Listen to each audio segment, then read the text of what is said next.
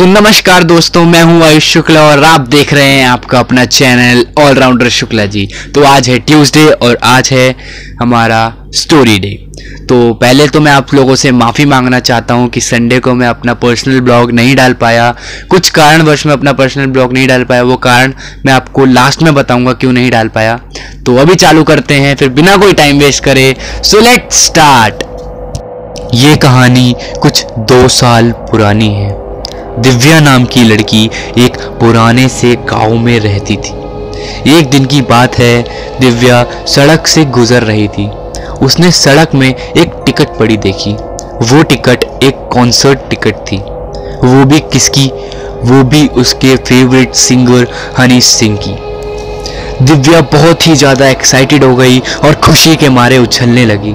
उसने देखा कि उस टिकट में रेड स्टेन लगा है। बस उसकी खुशी का तो कोई ठिकाना ही नहीं था।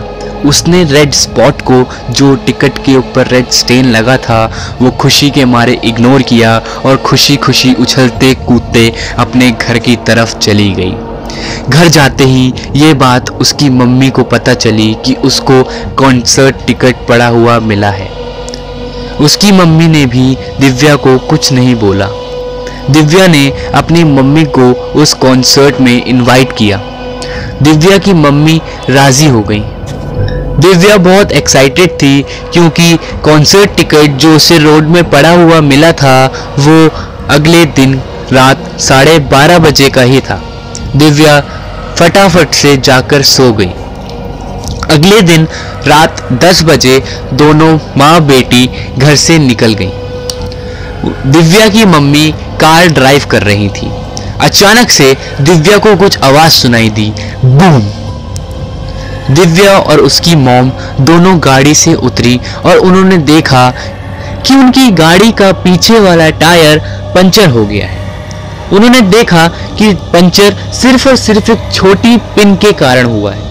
वो इस समय एक एक्सप्रेस वे में खड़े थे जिसका नाम NH3 था। दिव्या की मम्मी ने टायर चेंज किया। उनका टायर सिर्फ और सिर्फ आधे घंटे में ही चेंज हो गया। उस समय दिव्या को कुछ आवाज सुनाई दी। वो आवाज जंगल से आ रही थी। कोई उसे बुला रहा था, दिव्या दिव्या। दिव्या उस जगह चली गई जहां से आवाज आ रही थी। उसने जो देखा उसे देखकर उसकी खुशी का कोई ठिकाना नहीं था, क्योंकि वो एक करेक्ट लोकेशन पे पहुंच गई थी जहां कॉन्सर्ट चल रहा था। सामने उसके स्टेज था और concert is going on. Divya बहुत ज्यादा खुश हो गई क्योंकि दिव्या और उसकी मॉम एक करेक्ट लोकेशन में पहुंच गए थे जहां कॉन्सर्ट चल रहा था। उस समय रात के सिर्फ और सिर्फ 12 बज रहे थे। दिव्या भागी दौड़ी अपनी मम्मी के पास गई और जो उसने देखा उसे देखकर वो बहुत डर गई। उसने देखा कि उसकी मम्मी वहां थी ही नहीं। उसने एक चीज और देखी जिसे देखकर उसका गला सूख गया। उसने देखा कि उसकी गाड़ी विदाउट एनी ड्राइवर और विदाउट हर मॉम मूव कर रही थी।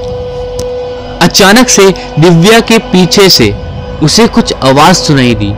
वो आवाज किसी औरत के रोने की थी।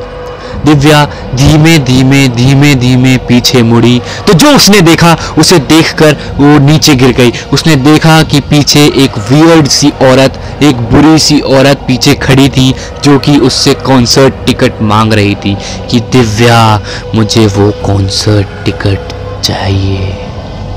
उस समय दिव्या को वो टिकट अपनी जान से भी ज्यादा प्यारी थी।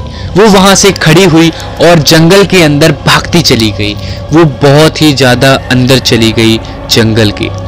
उसने पीछे मुड़ के देखा कि जो औरत उसका पीछा कर रही थी वो वहां है कि नहीं। वो औरत वहां से जा चुकी थी। अब उसने चलना चालू कर दिया था।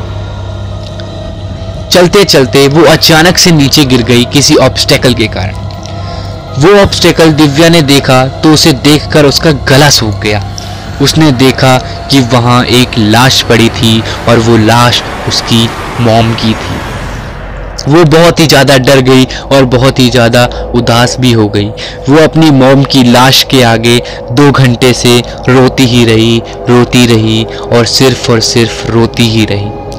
अचानक से उसने सामने जो देखा उसे देखकर वो भागना तो चाहती थी पर भाग नहीं सकती थी। उसने देखा कि वही औरत उसके सामने उसकी तरफ चाकू लेकर भागती चली आ रही है। वो खड़ी हुई और जैसे ही भागने के लिए मुड़ी तो उसने देखा कि वही सेम औरत उसके चेहरे के सामने खड़ी थी। अचानक से उसकी आंख खुली तो दिव्या ने देखा कि वह अपने बिस्तर में ही थी।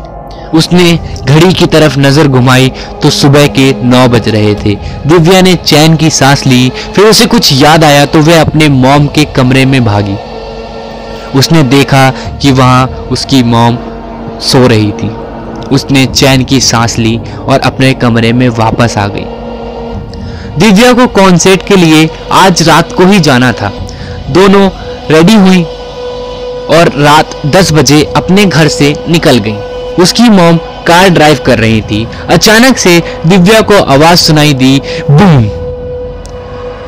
दिव्या और उसकी मॉम दोनों कार से उतरे और उन्होंने देखा कि उनकी गाड़ी का पीछे वाला टायर पंचर हो गया था। उस समय वह दोनों एक एक्सप्रेस हाईवे में खड़े थे जिसका नाम NH3 था।